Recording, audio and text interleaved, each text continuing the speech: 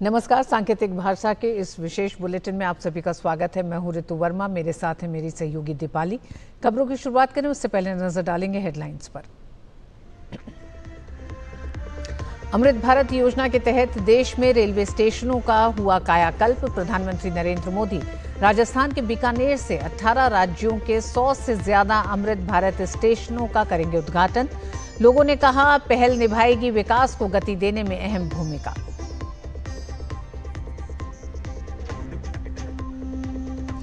मुर्शिदाबाद हिंसा पर SIT report के खुलासे पर घिरी ममता सरकार। टारगेट कर हिंदुओं पर हमले की हुई पुष्टि।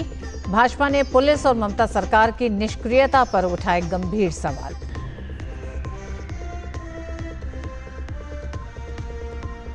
वैश्विक मंच पर खुलेगी पाकिस्तान की पोल। संजय झा के नेतृत्व वाला डेलीगेशन विदेश दौरे पर रवाना। जापान, दक्षिण कोरिया, सिंगापुर, इंडोनेशिया और मलेशिया में भारत देगा आतंकवाद के खिलाफ जीरो टॉलरेंस का संदेश। छत्तीसगढ़ के नारायणपुर में बड़ी नक्सली मुठभेड़। मारे गए नक्सलियों में कई बड़े नक्सली सहित सुरक्षा बलों ने ढेर किए 27 नक्सली। मुख्यमंत्री विष्णुदेव साय ने कहा, नक्सलियों के विरुद्ध ऑपरेशन रहेगा जारी।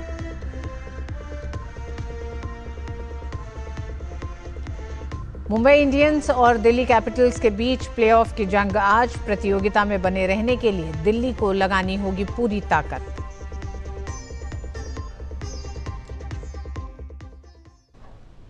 प्रधानमंत्री नरेंद्र मोदी कल बीकानेर से देश भर में 100 से ज्यादा अमृत स्टेशनों का उद्घाटन करेंगे और कई कार्यक्रम में शामिल होंगे। इसको लेकर पीएम मोदी ने सोशल मीडिया एक्स पर अपना संदेश साझा करते हुए लिखा कि भारतीय रेलवे के लिए कल का दिन ऐतिहासिक और अविस्मरणीय होने जा रहा है।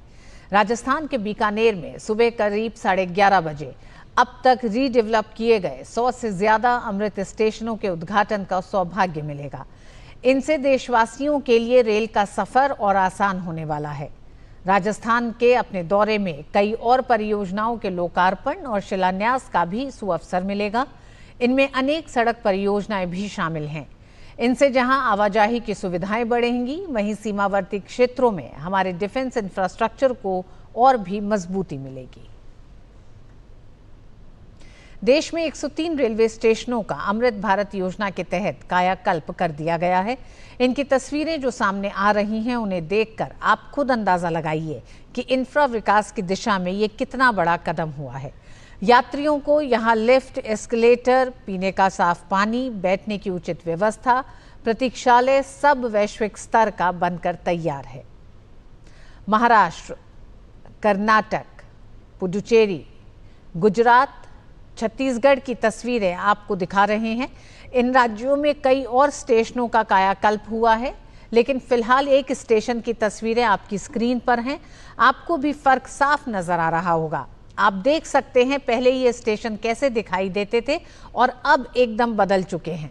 भव्य एंट्री गेट, सुरक्षा के इंतजाम, यात्रियों की सुविधा, सब कुछ है इस नए अमृत भारत स्टेशन में। केंद्र सरकार की अमृत भारत स्टेशन योजना के तहत महाराष्ट्र के धुले जिले के धुले रेलवे स्टेशन का भी पूरी तरह कायाकल्प कर दिया गया है। केंद्र सरकार की अमृत भारत स्टेशन योजना के तहत प्राप्त 9 करोड़ 49 लाख रुपए दिए गए। धुले स्टेशन के लिए विभिन्न प्रकार के कार्य किए गए हैं। इसमें कार्यालय कक्ष का नवीनीकरण, सार्वजनिक शौचालयों का प्रावधान, पेयजल की सुविधा, स्टेशन प्रबंधक कार्यालय सहित सभी आम नागरिकों, पुरुषों, महिलाओं और दिव्यांगजनों के लिए मोबाइल चार्जिंग की सुविधा शामिल है। इसके अतिरिक्त एक नया प्लेटफॉर्म शेड भी बनाया गया है। मंच का विस्तार किया गया, एक सुंदर बगीचा बनाया गया है। इसके अलावा सर्कुलेटिंग एरिया में बिजली के झूमर और सजावटी लाइटें भी लगाई गई हैं। एक भव्य प्रवेश और निकास द्वार बनाया गया है। इन सभी सुविधाओं के लिए धुलेवासी केंद्र सरकार के प्रति आभार व्यक्त कर रहे हैं। 1 घंटे का सफ़र होता है। हमेशा हम यहाँ से आना जाना करते हैं। कुछ दिन पहले इस स्टेशन पे कुछ सुविधा वगैरह नहीं थी, तो आज बहुत बड़ी सुविधा हो गई है। प्रधानमंत्री नरेंद्र मोदी की जो संकल्पना थी कि सभी बड़े बड़े स्टेशनों को पूर्ण विमुक्तिकरण करने का संकल्प जो था और ये दुनिया में देखने मिला है हमको, बहुत ही बढ़िया किया है। और यहाँ पे टिकट बारी पहले अंदर था, अभी टिकट बारी रेलवे के बोगी के अंदर, तो उससे लोगों को एक आकर्षण हो रहा है। स्टेशन के अंदर जब एंट्री लेते हैं हम लोग तो वहाँ पर जो झूमर देखने के बाद में ऐसा लगता है कि सही में हम लोग राजवाड़ा में आ गए, इसे राजवाड़ा जैसे लगता है। तो बहुत बढ़िया है, बहुत अच्छा लगता है। अमृत भारत स्टेशन योजना के तहत छत्तीसगढ़ के रायपुर मंडल के उरकुरा, भिलाई और भानुप्रतापपुर स्टेशनों का भी पुनर्विकास का कार्य पूरा हो चुका है। इन स्टेशनों को आधुनिक सुविधाओं से सुसज्जित कर यात्रियों के लिए अधिक आरामदायक, सुरक्षित और उच्च स्तरीय बनाया गया है। साथ ही पर्यावरण अनुकूल तकनीक और बनावट से पुनर्विकसित किया गया है, जिससे इनकी स्थिरता और साज सज्जा में वृद्धि हुई है। पुनर्विकास कार्य दीर्घकालिक विकास के लक्ष्य को ध्यान में रखते हुए किए गए हैं, जिससे रेल सेवाओं में वृद्धि के साथ यात्रियों की यात्रा अनुभव को बेहतर बनाया जा सके। स्टेशन पर सीसीटीवी कैमरा, नया शौचालय, दिव्यांगजनों के लिए inter platform connectivity, water cooler, यात्री प्रतीक्षालयों में एसी, एक स्टेशन एक उत्पाद स्टॉल, डिजिटल टाइम टेबल सहित अनेक सुविधाएं प्रदान की गई हैं। यात्रियों ने अमृत स्टेशन की सराहना करते हुए कहा कि अब स्वच्छता के साथ ही सुरक्षा जैसी सुविधा भी आसानी से मिलने वाली है। फर्क है, पहले इतना सुविधा नहीं था, जबकि अभी बहुत सुविधा हो गया है। अभी सब चीज़ का मतलब टेंशन खत्म हो गया है और यात्री लोग को मतलब सुविधा अधिक से ज़्यादा हो गया है। केंद्र सरकार की अमृत भारत योजना के तहत बरेली इज्जतनगर मंडल के 17 स्टेशनों का कायाकल्प होना है। इनमें से 4 स्टेशनों का कायाकल्प किया जा चुका है, जिसमें बरेली सिटी रेलवे स्टेशन भी शामिल है। योजना के तहत स्टेशन 10 करोड़ की लागत से तैयार किया गया है। इसमें बेहतर प्रतीक्षा कक्ष, साफ सुथरे प्लेटफॉर्म, एस्केलेटर, लिफ्ट, एटीवीएम शामिल है। स्टेशन के बाहरी हिस्से को भी सुसज्जित किया गया है। इसमें दिव्यांगजनों के लिए रैंप और अलग लेन की व्यवस्था की गई है। प्रधानमंत्री नरेंद्र मोदी 22 मई को इस स्टेशन का वीडियो कॉन्फ्रेंसिंग के माध्यम से लोकार्पण करेंगे। बरेली सिटी स्टेशन हमारा इज्जतनगर का महत्वपूर्ण स्टेशन है और अभी आपने स्टेशन को विजिट भी किया है। यहाँ बरेली सिटी पे हमने डिफरेंट सुविधाएं दी हैं, जैसे साइक्लिंग एरिया पहले से चौड़ा हुआ है, पार्किंग की नई फैसिलिटी डेवलप हुई है, 2 व्हीलर 4 व्हीलर्स के लिए अलग पार्किंग बनाई गई है। वहाँ पे सारे जितने रूम्स हैं हमारे, रिजर्व लाउंज हैं, वेटिंग हॉल्स हैं, पे एंड यूज हैं, सारे को रेनोवेशन करके दोबारा बनाया गया है। प्लेटफॉर्म का विस्तारीकरण हुआ है, लिफ्ट एस्केलेटर की सुविधा यहाँ दी जा रही है। जन औषधि केंद्र भी हमने वहाँ यहाँ डेवलप किया है। तो ये सारी सुविधाएं जो पहले नहीं थी, ये अमृत भारत स्टेशन योजना के अंतर्गत दिव्यांगों के लिए जो सुविधाओं के मानक होते हैं वो हमने पूरे डेवलप किए हैं। ये आप देख सकते हैं कि एक अच्छा स्टेशन बन के तैयार हुआ है, जिसका प्रधानमंत्री द्वारा लोकार्पण जो है 22 तारीख को किया जा रहा है। दुनिया में पाकिस्तान के झूठ को बेनकाब करने के लिए सर्वदलीय प्रतिनिधिमंडल का एक ग्रुप अपनी यात्रा के लिए रवाना हो चुका है। सर्वदलीय प्रतिनिधिमंडल के ग्रुप 3 का नेतृत्व जेडीयू नेता संजय झा कर रहे हैं। ये ग्रुप जापान, दक्षिण कोरिया, सिंगापुर, इंडोनेशिया और मलेशिया के दौरे पर रहेगा। इस ग्रुप के सदस्यों में भाजपा सांसद अपराजिता सारंगी, ब्रजलाल, प्रधान बरुआ और हेमंत जोशी, तृणमूल कांग्रेस के सांसद अभिषेक बैनर्जी, सीपीआईएम के सांसद जॉन ब्रिटास शामिल हैं। राजदूत मोहन कुमार विशेषज्ञ के रूप में समूह के साथ रहेंगे। इस यात्रा के जरिए दुनिया को आतंकवाद के खिलाफ जीरो टॉलरेंस का भारत का सख्त संदेश दिया जाएगा।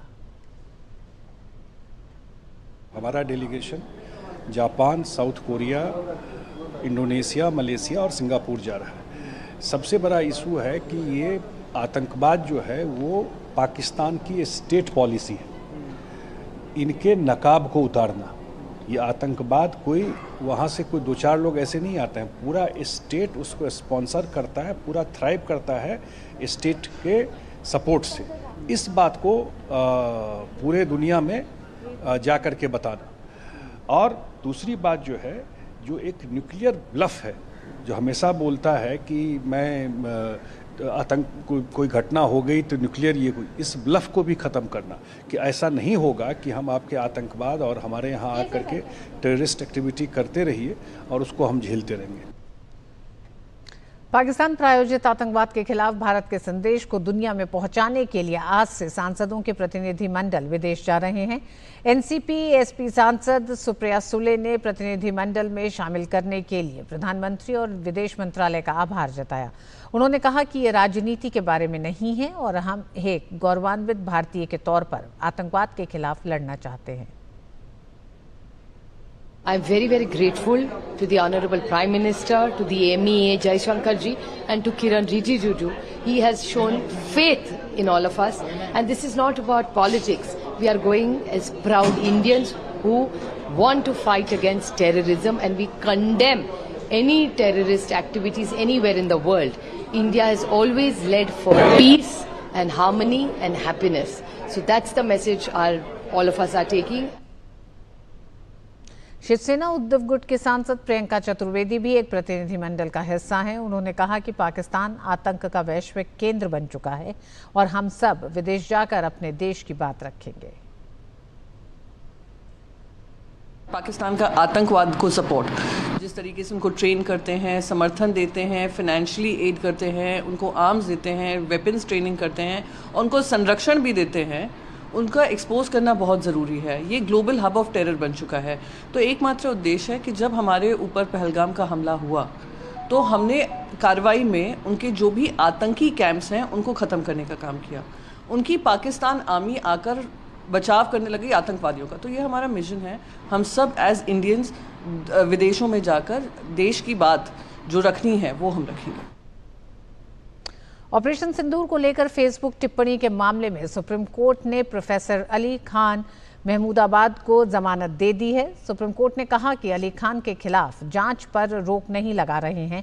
कोर्ट ने जांच के लिए एसआईटी के गठन का आदेश भी दिया। कोर्ट ने डीजीपी हरियाणा से कहा कि वो 3 आईपीएस अधिकारियों की टीम गठित करें और अगर जांच के दौरान अली खान के खिलाफ कोई नए तथ्य मिलते हैं तो जांच एजेंसी जमानत रद्द कराने के लिए फिर से कोर्ट आ सकती है।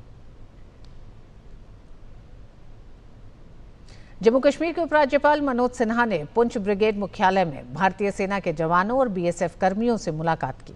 मुलाकात के बाद जम्मू कश्मीर के उपराज्यपाल ने कहा कि आज पूरी दुनिया जानती है कि भारतीय सशस्त्र बलों ने पाकिस्तान में 9 आतंकी ठिकानों को नष्ट कर दिया।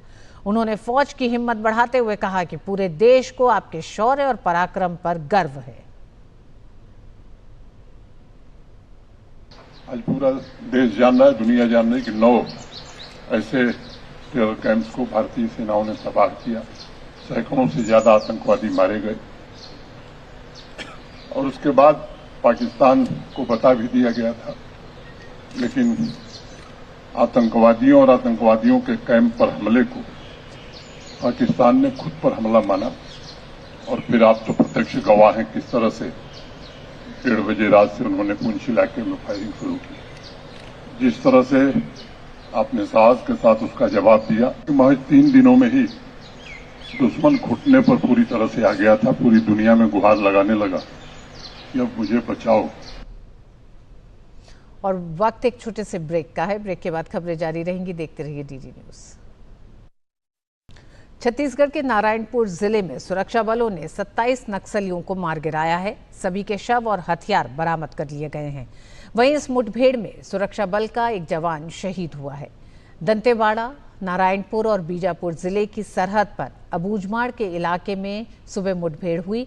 मारे गए नक्सलियों में कैडर के बड़े नक्सली भी शामिल हैं।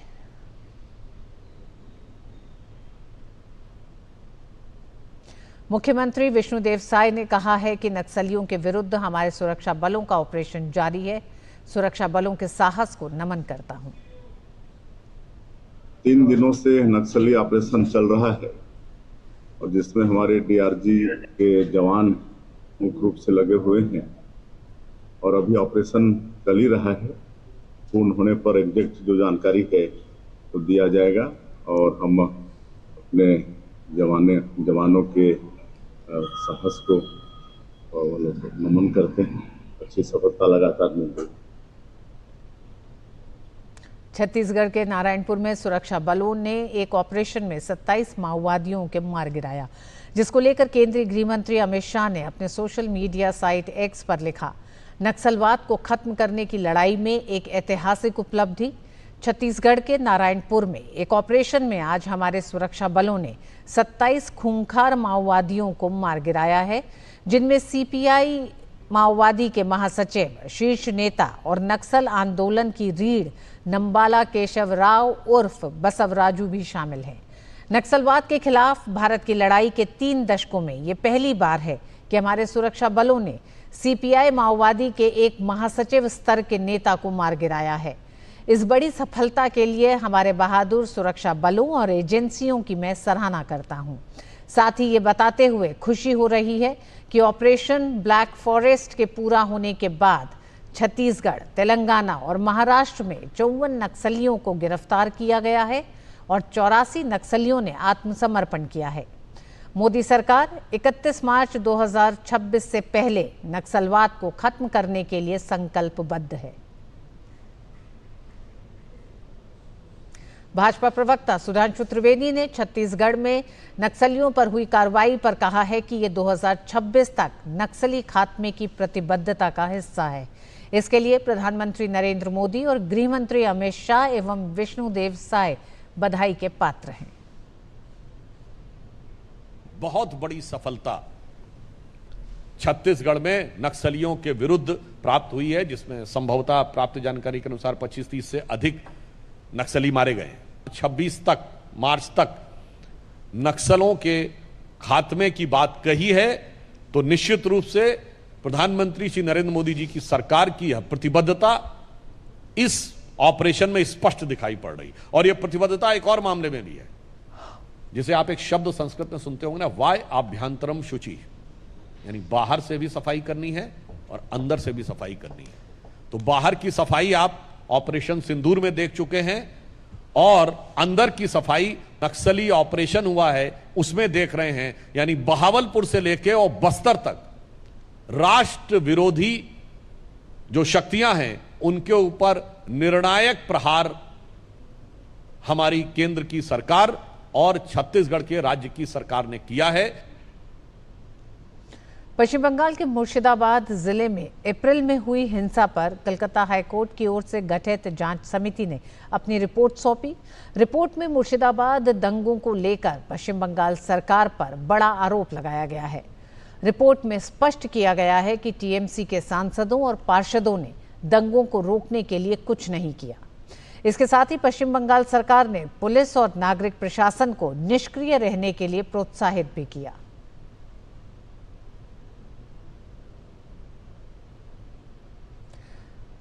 भाजपा प्रवक्ता शहजाद पूनावाला ने कोलकाता हाईकोर्ट की बनाई गई कमेटी की रिपोर्ट पर कहा कि मुर्शिदाबाद में हुए दंगे में टीएमसी नेता महबूब आलम का हाथ था।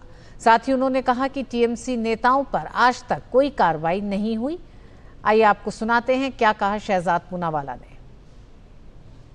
कोलकाता हाईकोर्ट के फैक्ट फाइंडिंग पैनल ने धजिया उड़ा दी है, पूरा पर्दाफाश कर दिया है पश्चिम बंगाल की सरकार का। उन्होंने बताया है कि किस प्रकार से मुर्शिदाबाद में वक्फ के नाम पर जो दंगे हुए वो ऑर्गेनिक नहीं ऑर्गेनाइज थे, स्पॉन्टेनियस नहीं स्पॉन्सर्ड थे। चुन चुनकर टारगेटिंग हिंदुओं की गई और महबूब आलम टीएमसी के एक नेता उसको लीड कर रहे थे। पुलिस इनएक्टिव थी, कितने घर जलाए गए पर पुलिस कुछ नहीं कर पा रही थी। आउटसाइडर थियरी दी जा रही थी ममता बनर्जी के द्वारा, वो पूरी तरह से ध्वस्त हो गई। और एक बात स्पष्ट है कि उनके कितने नेता दंगाइयों को बचा रहे थे, उन पर आज तक कोई कार्रवाई नहीं हुई है। साथ ही उन्होंने टीएमसी का मतलब तुष्टीकरण मुझे चाहिए बताते हुए कहा कि दंगाइयों का साथ टीएमसी को पसंद है। ममता बनर्जी स्वयं मुस्लिम क्लेरिक से तो मिलने पहले दिन चली गई और दास परिवार से मिलने 25 दिन लग गए और वहां पर भी किस प्रकार से दंगाई बचाओ आंदोलन चला। तो टीएमसी का मतलब है तुष्टीकरण मुझे चाहिए और मां माटी मानुष नहीं, मुस्लिम मुस्लिम मुस्लिम अपीजमेंट में अब दंगाइयों का साथ भी टीएमसी को पसंद है। भाजपा ने पश्चिम बंगाल के मुर्शिदाबाद में हिंसा को लेकर ममता सरकार पर जमकर हमला बोला। भाजपा प्रवक्ता सुधांशु त्रिवेदी ने कहा कि न्यायालय द्वारा गठित एसआईटी की रिपोर्ट आने के बाद टीएमसी सरकार की हिंदू विरोधी निर्ममता सामने आ गई है। एसआईटी की रिपोर्ट आने के बाद पश्चिम बंगाल की तृणमूल कांग्रेस सरकार की हिंदू विरोधी निर्ममता अपने पूरे विद्रूप रूप में सामने आती हुई दिखाई पड़ रही। सुधांशु त्रिवेदी ने कहा कि ममता बनर्जी टीएमसी नेताओं पर कब कार्रवाई करेंगी। पश्चिम बंगाल की मुख्यमंत्री ममता बनर्जी जी से पूछना चाहता हूं कि उनके ममतामयी हृदय में कब वह करुणा जागेगी कि वो अपने इन नेताओं पर कार्रवाई करेंगे। वक्फ कानून पर सुप्रीम कोर्ट में आज फिर सुनवाई शुरू हुई। केंद्र की तरफ से सॉलिसिटर जनरल तुषार मेहता ने कहा कि इस नए कानून के विरोध में जिन्होंने याचिका दाखिल की है उनका कोई हित इस कानून के चलते प्रभावित नहीं हुआ है। कुछ लोग ये दावा नहीं कर सकते कि वो पूरे मुस्लिम समुदाय की नुमाइंदगी करते हैं। किसी कानून को इस आधार पर चुनौती दी जा सकती है कि जिस सरकार ने उसे पास किया उसे पारित करने का अधिकार नहीं था, पर यहां ऐसा नहीं है। तुषार मेहता ने कहा कि संसद को ऐसा कानून लाने का अधिकार था। सॉलिसिटर जनरल ने कहा कि जेपीसी ने इस कानून के हर पहलू पर चर्चा की। हमने 96 लाख ज्ञापन मिले। जेपीसी ने 36 मीटिंग की। विभिन्न मुस्लिम संस्थाओं के साथ रायशुमारी की गई। उनके सुझाव पर गौर किया गया और फिर सदन में व्यापक चर्चा के बाद इस कानून को पास किया गया है। नेशनल हेराल्ड मामले में कांग्रेस नेता राहुल गांधी और सोनिया गांधी के खिलाफ दायर ईडी की चार्जशीट पर राउज एवेन्यू कोर्ट 2 जुलाई से नियमित सुनवाई करेगा। राउज एवेन्यू कोर्ट ने ईडी से कहा है कि वो चार्जशीट की कॉपी सुब्रमण्यम स्वामी को भी दे दें। स्वामी ने नेशनल हेराल्ड के केस में शिकायत दाखिल की थी। कांग्रेसी नेताओं की ओर से अभिषेक मनु सिंघवी ने सुनवाई जुलाई तक टालने का आग्रह किया। ईडी की ओर से एएसजी एसवी राजू ने इसका विरोध किया। उत्तर प्रदेश के मुख्यमंत्री योगी आदित्यनाथ ने गाजीपुर जिले में करंट लगने से हुए हादसे का संज्ञान लिया। मुख्यमंत्री ने मृतकों के शोक स्तब्ध परिजनों के प्रति संवेदना व्यक्त की। योगी आदित्यनाथ ने जिला प्रशासन के अधिकारियों को घायलों के तत्काल उपचार के निर्देश दिए हैं। गाजीपुर के नरवर गांव में हाई टेंशन तार की चपेट में आने से 4 लोगों की मौत हो गई। यह हादसा काशीदास पूजा के दौरान बांस लगाते समय हुआ। हादसे में 7 लोग झुलस गए थे, जिनमें से 4 की मौत इलाज के दौरान हो गई। पुलिस मामले की जांच कर रही है। और आइए अब बात करते हैं कॉमन ड्रिंक चाय की। पानी के बाद दुनिया में सबसे ज़्यादा पिया जाने वाला पदार्थ है चाय, और हमारा देश दुनिया भर में चाय का दूसरा सबसे बड़ा उत्पादक भी है भारत। लेकिन जलवायु परिवर्तन से चाय का उद्योग भी अब अछूता नहीं रहा। इससे चाय की पैदावार कम होने का खतरा पैदा हो गया है। जलवायु परिवर्तन की मार झेल रहे इस उद्योग का क्या भविष्य है? अंतर्राष्ट्रीय चाय दिवस पर भारत के चाय के शहर डिब्रूगढ़ से पेश है हमारी संवाददाता सुबीना रॉय की ये विशेष रिपोर्ट।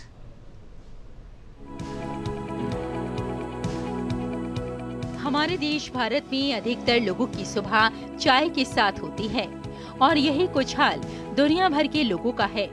यही कारण है कि पानी के बाद दुनिया भर में सबसे ज्यादा पिया जाने वाला पदार्थ चाय ही है। चाय के उत्पादन के लिहाज से भी भारत अपना अलग मकाम रखता है और हमारा देश दुनिया भर में चाय का दूसरा सबसे बड़ा उत्पादक है। भारत में असम सबसे बड़ा चाय उत्पादक राज्य है, जहां देश के कुल चाय उत्पादन का आधे से अधिक उत्पादन होता है। चाय उत्पादन का क्षेत्र हमारे देश में प्रत्यक्ष रूप से लाखों लोगों को रोजगार भी देता है। हालांकि बढ़ते तापमान, वर्षा में बदलाव, मिट्टी की क्वालिटी में कमी जैसे कारण इस हरे सोने के उत्पादन में बाधाएं उत्पन्न करते हैं। Although we are ahead as compared to 24 figures, but if we compare it with 2023 figures, we are 20% down, and largely it is because of the climate change and altered rainfall patterns. So it's impacting the tea industry at large. जलवायु में परिवर्तन से कीटों और बीमारियों के पनपने के लिए अधिक अनुकूल परिस्थितियां बनती हैं, जिससे कीटनाशकों के उपयोग पर निर्भरता बढ़ जाती है। इसका प्रभाव चाय की गुणवत्ता को भी प्रभावित करता है। साथ ही स्वाद और सुगंध में भी कमी हो जाती है। जलवायु परिवर्तन से निपटने की लागत चाय बागानों में सामाजिक सुविधाओं को प्रभावित कर सकती है। साथ ही काम करने की स्थितियों के बारे में चिंताएं भी बढ़ सकती हैं। इसके लिए सक्रिय रूप से समाधान भी तलाश किए जा रहे हैं। Tea Research Association, Toklai, is continuously working on it and finding solutions to mitigate these challenges. And definitely with this changing weather, there has been increase in instances of pest attack in the gardens. Definitely the quantity, the quality has also been impacted. जलवायु परिवर्तन चाय उद्योग के लिए गंभीर खतरा बन गया है, जिसमें उत्पादन में कमी, नौकरियों में कमी और उच्च आर्थिक लागत शामिल है। हरे सोने की इस फसल का भविष्य अभी भी गहरे सवालों के घेरे में है और इसके लिए सक्रिय अनुकूलन रणनीतियों की आवश्यकता है ताकि चाय उत्पादन की स्थिरता सुनिश्चित की जा सके और साथ ही इस पर निर्भर लोगों की आजीविका की रक्षा की जा सके। सुबीना राय की रिपोर्ट, डीडी न्यूज। और इस बुलेटिन में बस इतना ही। मुझे और दीपाली को दीजिए अनुमति। नमस्कार।